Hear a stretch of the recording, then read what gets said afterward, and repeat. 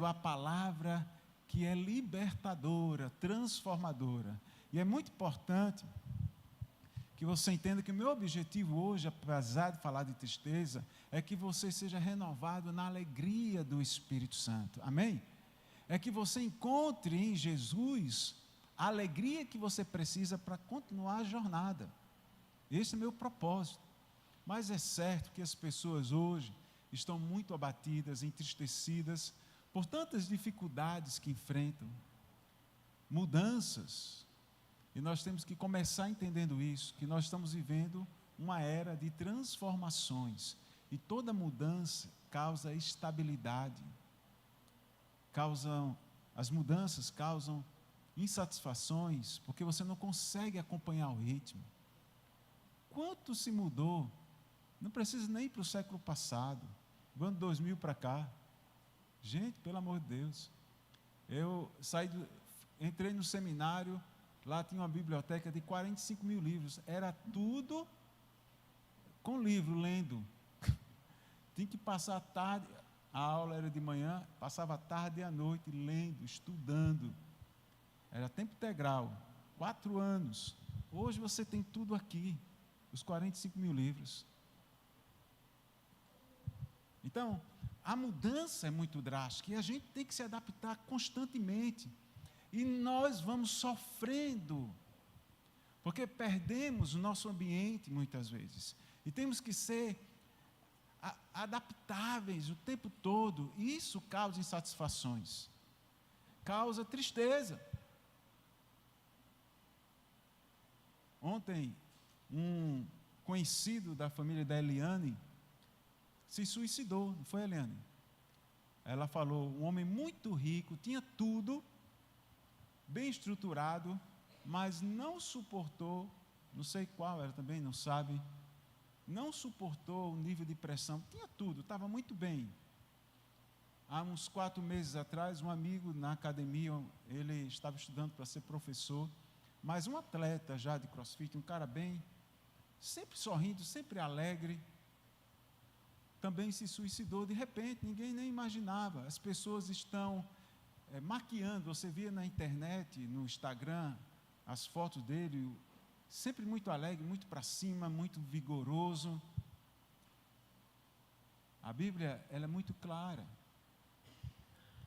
que muitas vezes, quando nós estamos sorrindo demais, excessivamente, a tristeza está destruindo por dentro. As pessoas que mostram isso assim, muito fora da normalidade. Então, as pessoas não, você não está, né? Mas muitos estão abatidos, entristecidos, com todas essas circunstâncias, os problemas da vida oprimem mesmo. Não é difícil encontrar alguém aqui também assim, mas é uma tristeza temporária. Só que às vezes se repete tanto que a gente fica meio sem estrutura para suportar. Humanamente falando, não é fácil. Ok? Não é fácil. Todo ser humano, ele é suscetível a algo chamado, que você conhece muito bem, está muito em voga hoje, depressão. Porque ele tem uma angústia, eu já expliquei aqui, que ele não consegue identificar e aí se perde. A angústia dele é pelo eterno, porque foi tirado dele. Ele não consegue identificar, você já identificou. A angústia humana é pelo vazio. E que vazio é esse? É o vazio de ter perdido a sua eternidade, o seu contato com o eterno, o infinito, e se tornou finito.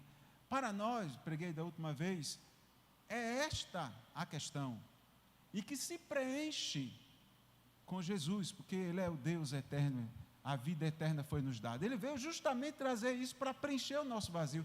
As pessoas não entendem isso, se perdem nos muitos argumentos, cogitações, sabe? E aí a coisa não se resolve, mas dá um tipo de tristeza, que é semelhante a essa, que é da vida, que é a tristeza pelas perdas, pela ausência. Nós ficamos tristes por muitas coisas, até pela dor. Machucou, aí chora, e você fica triste porque está doendo. Mas eu não estou falando dessa tristeza normal, do dia a dia, coisas que acontecem, que lhe entristecem, do dia a dia. Mas há uma tristeza que realmente oprime. É a tristeza pela perda, pela ausência de algo ou alguém que você muito amava. A Leida, esse mês, perdeu o pai dela. Eu fui ao funeral, alguns irmãos foram. Como é triste perder alguém que você ama. Que situações pode se assemelhar a isso? Há algo que você ama, que você perde, alguém, de repente um casamento que se desfaz, você amava tanto aquela pessoa, ela se foi. Essa tristeza, ela vai continuadamente perseguir até que ela seja resolvida. Diz que o luto dura até 2 anos, para alguns até mais, a pessoa nunca se resolve, minha mãe, meu pai, fica naquela aflição. A dor da perda, ela persegue, porque você não acha mais o que perdeu. Se você não acha mais, há um vazio ali também. Você perdeu.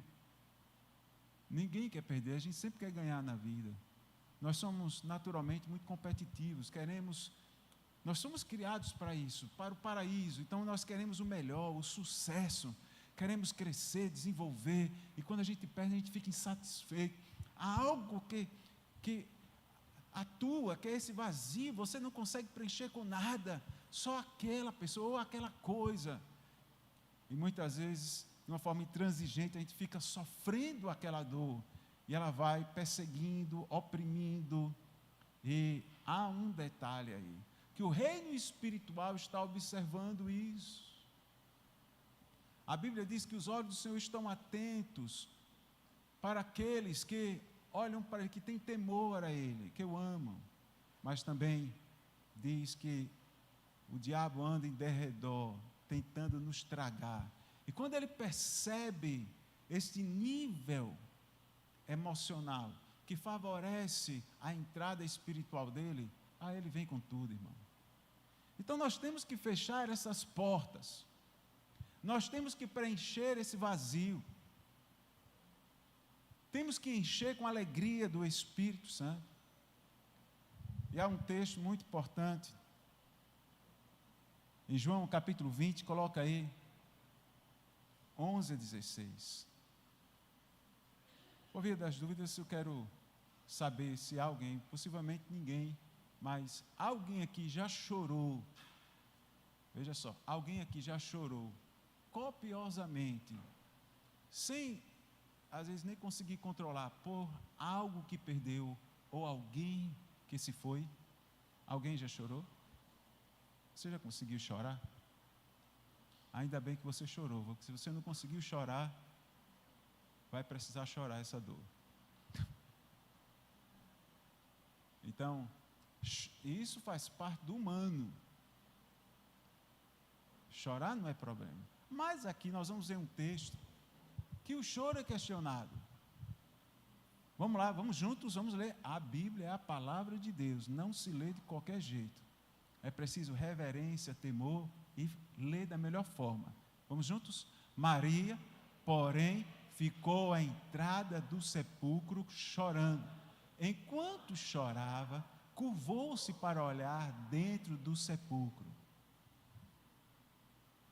E viu 2 anjos vestidos de branco, sentados onde estivera o corpo de Jesus, um à cabeceira e outro aos pés.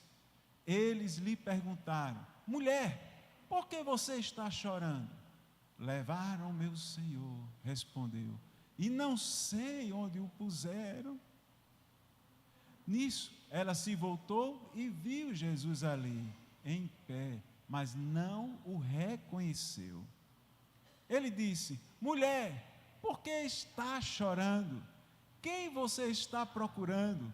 Pensando que fosse o jardineiro. Ela disse: se o Senhor o levou, diga-me onde o colocou e eu o levarei. Maria, disse Jesus. Então, voltando-se para ele, Maria exclamou em hebraico: Raboni, que significa mestre. Jesus disse: não me segure, pois ainda não voltei para o Pai. Vá, porém, aos meus irmãos e diga-lhes: estou voltando para o meu Pai e o Pai de vocês, para o meu Deus e Deus de vocês. Amado, essa expressão é muito importante para nós, porque é um momento, primeiro momento que alguém encontra o Jesus ressuscitado, mas não glorificado. Ok? Aqui é Maria Madalena, na verdade é Miriam de Magdala. Ela era da cidade de Magdala, por isso Maria Madalena, diferente da irmã de Lázaro e diferente de Maria, mãe de Jesus. Ok? Então, Maria era um nome comum, como hoje. Nome muito comum em Israel. E nós precisamos perceber aqui que Maria de Magdala é aquela que teve 7 demônios expulsos por Jesus. Então, era uma pessoa que estava realmente oprimida, possivelmente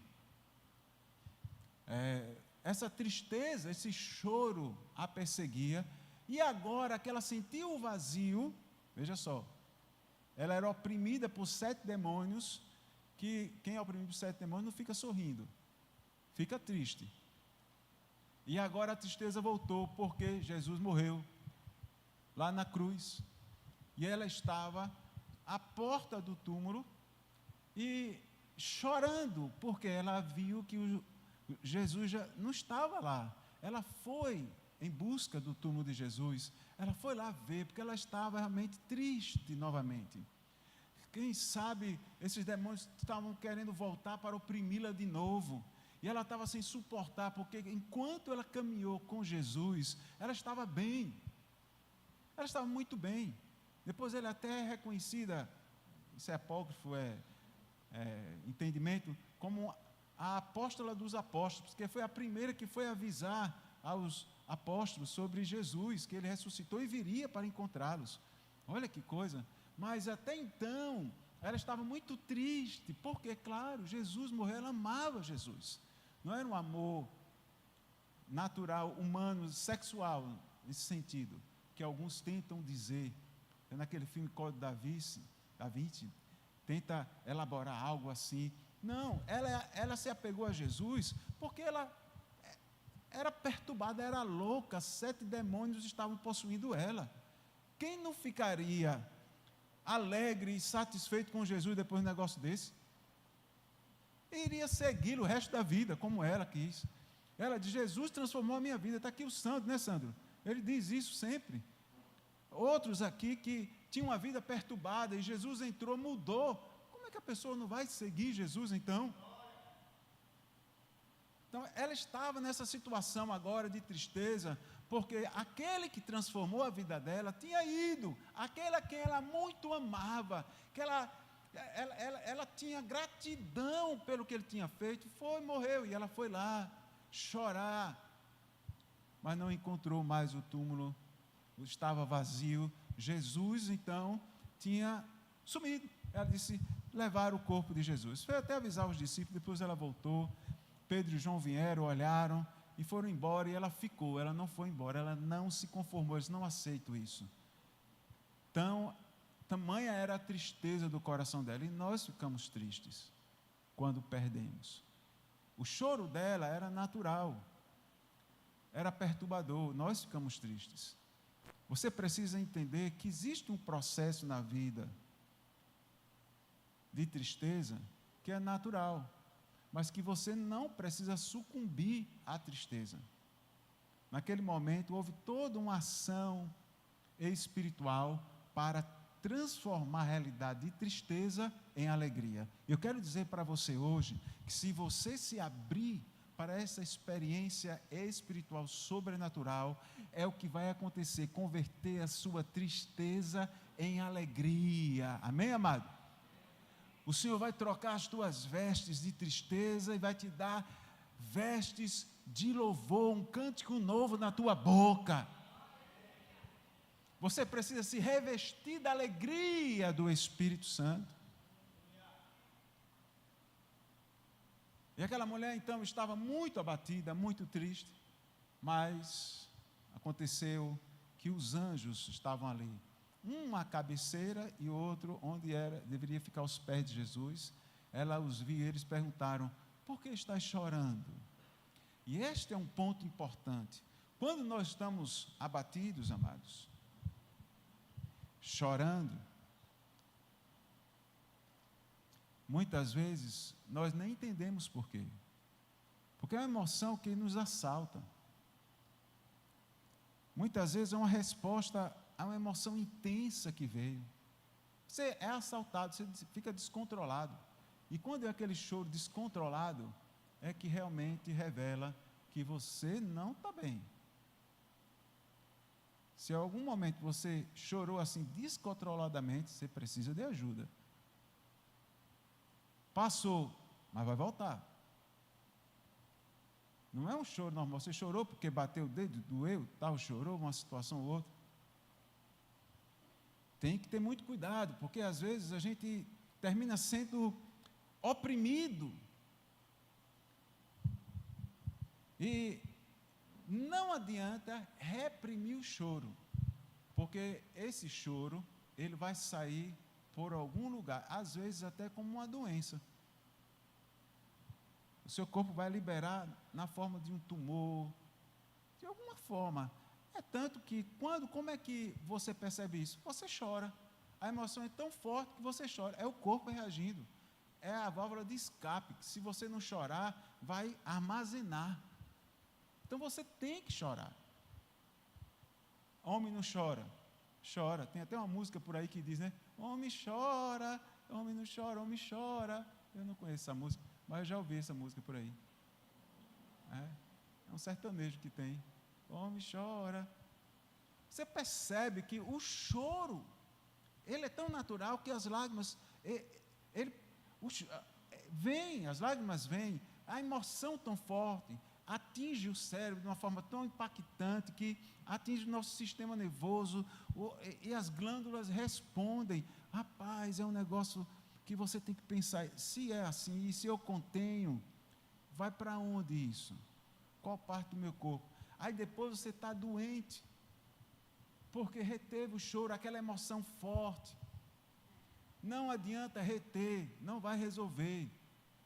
Mas também não adianta chorar descontroladamente, também não vai resolver. Então, pastor, como é que resolve? Jesus aqui mostra como é que se resolve. Primeira coisa é que ele, então, aparece. Gente, Jesus precisava aparecer para Maria Madalena. Se fosse Maria, a mãe dele, até eu entenderia. A Maria Madalena era uma mulher. E a mulher não valia mais do que um camelo na época. O camelo valia mais porque no deserto, um homem e uma mulher, os dois morreriam. E com o camelo, entendeu? A lógica da época, você não entende como eles pensavam, mas porque é diferente, a cultura é diferente, o ambiente. Para atravessar um deserto com o camelo é fácil, ele tem dois estômagos, ele armazena muita água, 2 recipientes de água, então preferiam o camelo do que a mulher. Você vê o nível. Então, mulher, escravo, não valia quase nada. Entende?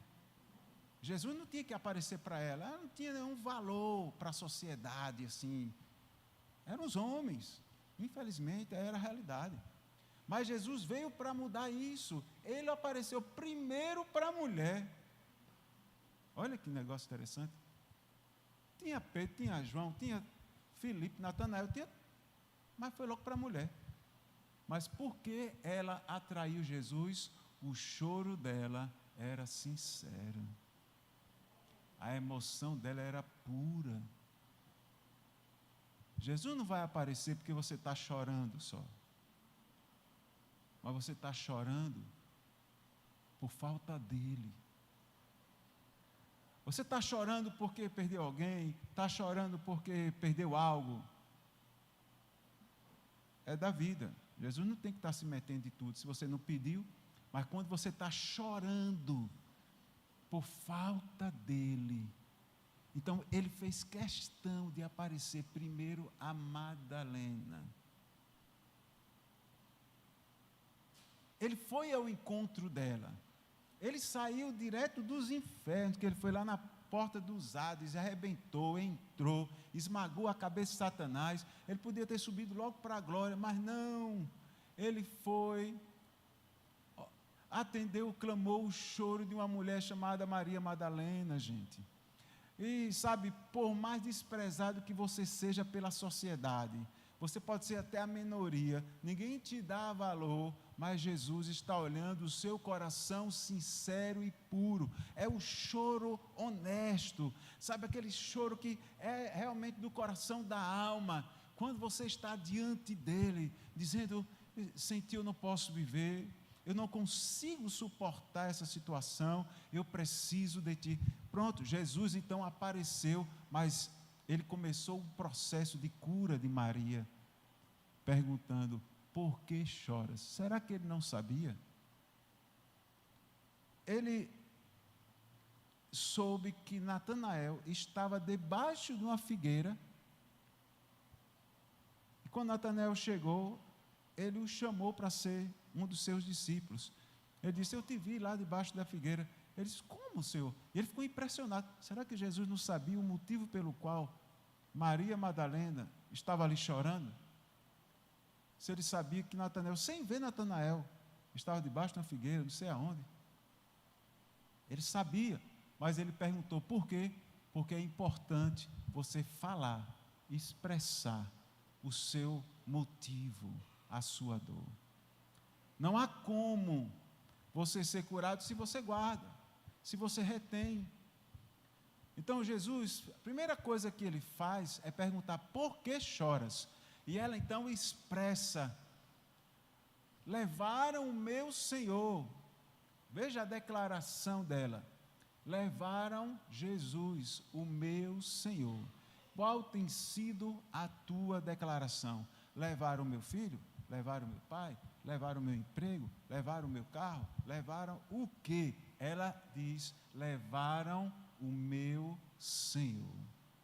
Eu posso perder tudo, mas a única pessoa, o único bem mais precioso da minha vida que eu não posso perder é Jesus. Eu preciso ter essa expressão nos lábios. Ele pergunta: por que choras? Porque levaram o meu Senhor. Você precisa expressar também o motivo do seu choro. Tudo bem, Senhor, eu estou chorando porque eu perdi coisa do dia a dia, um emprego. Você não queria, estava muito bem, estava estável. Você tem que falar: eu estou chorando porque aquela pessoa me maltratou assim, assim, assim. Eu estou chorando porque eu fui violentado na minha infância. Eu estou chorando porque lá, sei lá, aconteceu isso, aquilo. Não importa, mas você precisa falar. Olhe para a pessoa que está do seu lado e diga: você precisa falar da sua dor.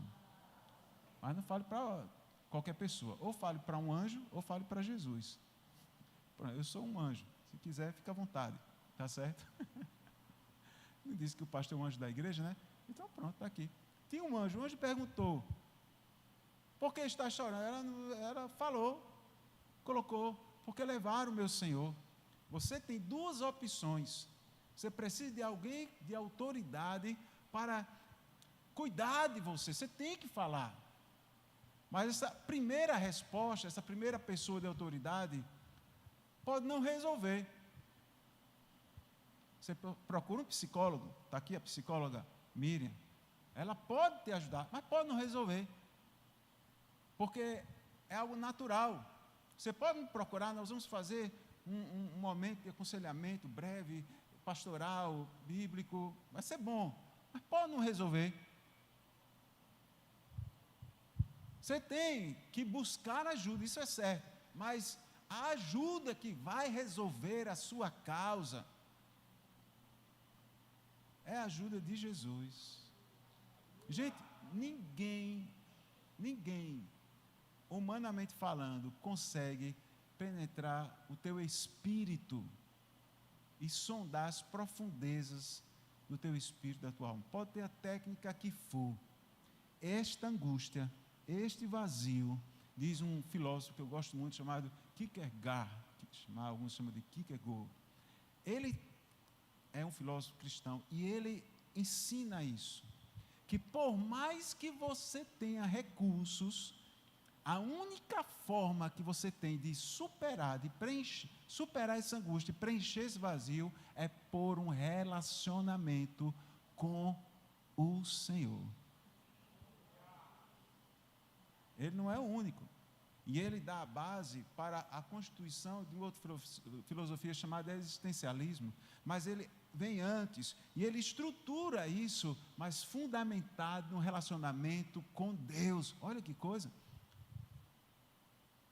E ele nem era cristão, depois ele se tornou. Ele era só um filósofo.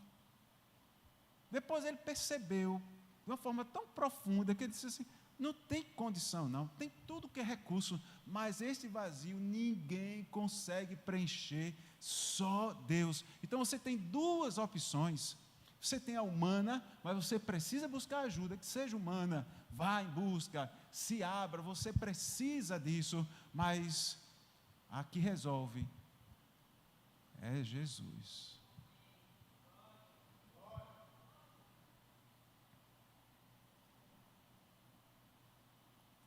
E é muito interessante, porque os irmãos sabem, eu, por um tempo, não perdi a minha esposa, né? Ela está estudando fora. Não é fácil, toda vez que vai, sinceramente, eu choro. Porque fica um vazio, menino, é terrível. Eu tenho que fazer jejum no primeiro mês para ficar equilibrado, senão eu fico desequilibrado. Faço um processo e tal. Mas tudo que eu faço, pode ser jejum, pode ser, não resolve se às 4 ou 5 horas da manhã eu não estiver aos pés do Senhor. Eu me esforço, eu faço tudo, mas não resolve se eu não estiver lá falando das minhas dores. Falando, não é calado, ok? Porque nós podemos ter um relacionamento, você calado, não dá. Não tem como, você tem que falar, é um relacionamento. E aí Jesus, além de perguntar, existe algo que é importante, que você tem que perceber, que ele então, olha para ela, e o texto diz que ele estava ali já, Jesus estava ali, mas ela não estava vendo. Ela não estava vendo. Ela não o reconheceu. E aí Jesus então a chama pelo nome, Maria. Gente, sabe por quê? Ele chama pelo nome, Maria. E ela então olha e vê, reconhece, é Jesus. Olha que coisa maravilhosa. Ela estava cega, ela estava sem ver, de tanta dor, tanta angústia. Ela estava em busca, mas estava perdida. Ela estava só naquela, sabe, naquela ânsia, naquele sentimento, naquela bomba, aquela pilhada. Meu Deus, meu Deus. E tem gente que fica assim, né, tão perturbado, que não vê solução, não vê nada. Ele teve que chamar Maria. E sabe o que é interessante? Que ele a chamou pelo nome. Ele disse, eu sou Jesus. Ele podia dizer, ei, eu sou Jesus. Não, ela disse, Maria. Foi quando ela se apercebeu que era Jesus. Ela identificou a voz do bom pastor. Primeira coisa, você precisa parar para ouvir a voz do bom pastor, chamando você pelo nome. Por que ele te chama pelo nome? Por que ele chamou Maria? Porque ele conhecia Maria. Ele sabia quem era Maria. Quando eu chamo, vou chamar, por exemplo, Aline, vem cá. Aline, vem cá. Vem, Aline. Hã? Oi? Aline, vem cá. Regina, tá certo. Aline, vem cá. Vem cá, Aline. Você percebe quando eu chamo, Aline, vem cá. Venha para cá. É linda. Aline, perceba, ela respondeu porque é Aline, não é Regina. Ok? Regina, venha cá. Ela não gosta muito disso. Mas lá veio Regina. Regina Aline. Regina tem uma identidade, é uma pessoa. Ela tem as histórias guardadas. Aline também tem, são duas pessoas. Jesus conhece a história da Regina e a história da Aline. Conhece a identidade, quem é Regina e quem é Aline. Ele sabe do íntimo, no profundo. Ele não nos desconhece. A Bíblia diz que Ele tem os nossos nomes escritos na palma da mão. Nós estamos nas palmas das mãos de Jesus. Ele nos conhece, Ele sabe exatamente quais são as nossas dores, muito obrigado, e as nossas aflições. Por isso que Ele te chama pelo nome, Alex, porque Ele sabe quem é Alex. Ele sabe quem é a Mara, Ele sabe quem é Jobson, Ele sabe quem é a irmã Isaura. Ele não simplesmente se apresentou como Jesus, Ele chamou pelo nome, porque haveria ali uma identificação. Então você precisa ouvir a voz, porque a voz vai revelar quem você é. A voz de Jesus vai revelar quem você é e quem Ele é, porque logo você vai reconhecê-lo. A voz de Jesus vai declarar quem você é, filho dele. Maria, você é minha discípula, você é minha filha, eu estou aqui. Aquela voz paterna, aquela voz que faz pertencer a algo, que a trouxe para perto, que a atraiu, foi a voz que ele ouviu, é a voz que você tem que ouvir, a voz de Jesus, que te faz se sentir aconchegado nos braços dele, pertencente a ele, sabendo que não está abandonado, não está à toa na vida, não está à toa. Você não é carnavalesco para sair cantando, estou à toa na vida, né? Não é você. Você está à toa na vida? É assim? Você tem um Senhor. Maria o reconheceu, levar o meu Senhor. Então, se você tem um Senhor, Ele te chama pelo nome, porque Ele te conhece. Então, não adianta se desesperar com as coisas da vida. Você tem que parar para ouvir a voz. Antes de tudo, falar do seu desespero, falar da sua dor, falar das suas fraquezas, falar das suas limitações, sim, falar do seu pecado, falar de tudo que te oprime, tem que falar. Depois você tem que ouvir ele falando, eu sei, meu filho, eu sei, minha filha, está doendo, eu sei que você está sofrendo isso, mas eu sei quem você é minha filha, eu te gerei para grandes coisas, eu te transformei, te regenerei para uma nova vida comigo. Ele então a chamou e disse, você é minha. E disse mais para ela, Maria, vai aos meus irmãos, que eram os discípulos, e avisa a eles que eu estou indo encontrá-los. Eles também estavam entristecidos, eles também estavam abatidos, eles também estavam sofrendo muito, porque tinham perdido. Outro dia eu fui à casa do Alessandro, que ele me chamou. Ele estava com muita aflição no coração, um dia à tarde, ele estava sofrendo, porque tinha perdido o filho dele faleceu, e nós fomos o dia anterior, no funeral, fui lá no cemitério com ele, alguns irmãos estavam lá também. Que dor, que aflição, não é, Sandra? E não é fácil, não passa de repente, é um sentimento, uma emoção que de vez em quando assalta, vem. Que dor. Um pai enterrar um filho. Deveria ser o contrário, né? Não é bom, mas o da Leda foi mais justo. Não existe justiça nisso, mas mais correto aos nossos olhos. Mas um pai enterrar um filho? Que dor, que aflição, que ausência. Como preencher um vazio desse? Me diga. Como resolver uma tristeza dessa? Você pode fazer a terapia todo mundo, você pode fazer o que for. Não tem mais jeito, não volta mais. Por mais argumentos que você elabore, de vez em quando vem no seu coração, será que fui eu? Eu causei?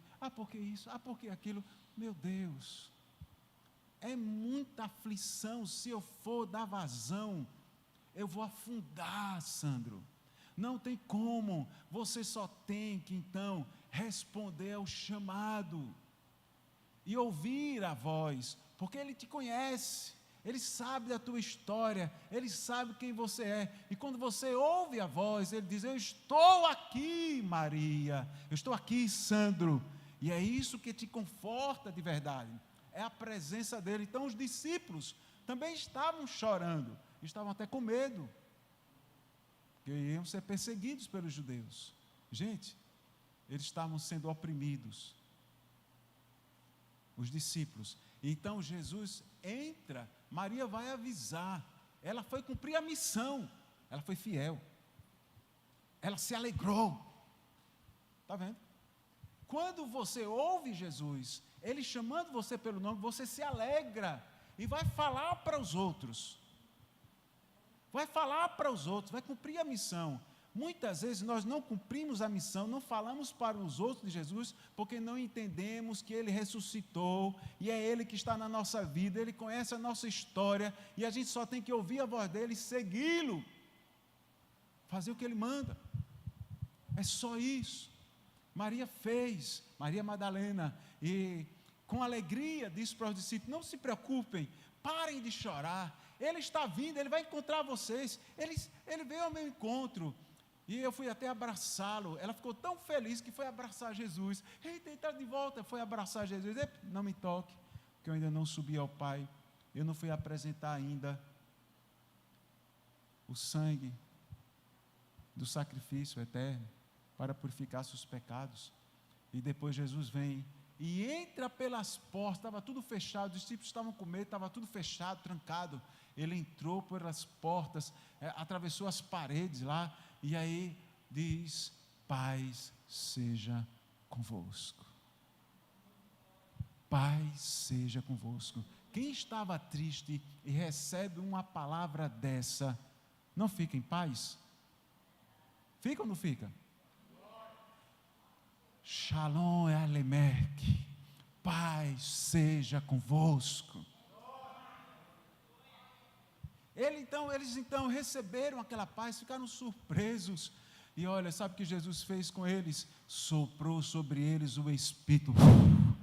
Eles receberam da presença de Deus, eles foram renovados. Há algo tremendo que aconteceu. Jesus disse: fiquem, porém, em Jerusalém, até que sobre vós venha o Espírito Santo. E olha, amado, quando eles estavam em Jerusalém orando, assim apareceu línguas como que de fogo sobre eles, e eles ficaram cheios do Espírito. As pessoas pensaram que eles estavam loucos, aqueles que outrora estavam entristecidos, que agora receberam o shalom do Senhor, aqueles que estavam abatidos, cansados, amedrontados, apavorados com a vida, agora estavam cheios da presença do Senhor, estavam alegres. E sabe o que eles fizeram? Como Madalena, foram então compartilhar com as pessoas essa alegria, porque existiam muitos ali entristecidos, perdidos, angustiados, mas ninguém vai compartilhar alegria se não tem alegria, se não tem esperança. A esperança é o próprio Senhor. Eles receberam a esperança. O que é que nós temos que guardar? A esperança. Qual foi a esperança? Teve um sinal lá no túmulo. Existia o lençol de Jesus, estavam todos jogados no chão, Mas existia o da cabeça de Jesus, daquele que governa todas as coisas, que estava dobrado na cabeceira. E este é um símbolo, um costume judaico, de que ao terminar uma refeição à mesa, você dobra o lenço e coloca dobrado, quer dizer que você encerrou, não vai comer mais. Já vai, mas, errei, desculpa, que você não encerrou, você vai voltar. É o contrário. Você não encerrou a refeição, você voltará. Olha que costume interessante. Por isso que estava lá o lenço da cabeça dobrado, dizendo: eu fui, mas voltarei. Entendeu? Eu voltarei. Isso fala de quê? De esperança. Parece que Jesus se foi, mas não foi. Ele sempre vai voltar para você. Não importa qual a situação que você está enfrentando. Se você o reconhece como Senhor, como Maria o reconheceu, Ele sempre vai entrar nas tuas circunstâncias. Sejam boas, sejam ruins, Ele sempre vai te chamar pelo nome. Ele sempre vai dizer assim: Milane. Ele sempre vai dizer: Júnior, Sandra. Ele sempre vai ao teu encontro. Jesus sempre vai ao teu encontro, quando Ele percebe o seu coração sincero, reconhecendo-o como Senhor da vida, dizendo: Senhor, eu preciso de Ti, Tu és o soberano da minha vida. Oh sim, porque estás chorando? Porque sem Ti eu não consigo viver. Não é pelas coisas, eu tenho perdido coisas e tem me afligido, mas eu preciso de Ti, porque Tu és o meu consolo, a minha esperança. Ele vem ao teu encontro. Fique em pé em nome de Jesus. Fique em pé, Jesus. Ele é a tua esperança. Feche os seus olhos, coloque uma mão no seu coração. O que é que está aí causando tristeza, angústia no seu coraçãozinho? Por favor, permita-me ajudar com esta palavra. E permita-se ser ajudado por Jesus. Ele pode entrar aí nesse espaço vazio. É Ele que chega e te chama pelo nome. Faça sua oração, coloque a mão no seu coração, feche os seus olhos, para que você não se distraia, não se distraia. Fale para Ele dessa tristeza. É o seu coração. Coloque uma mão no seu coração. É um ato simbólico. Sinta batendo. Às vezes está doendo. Está batendo de dor.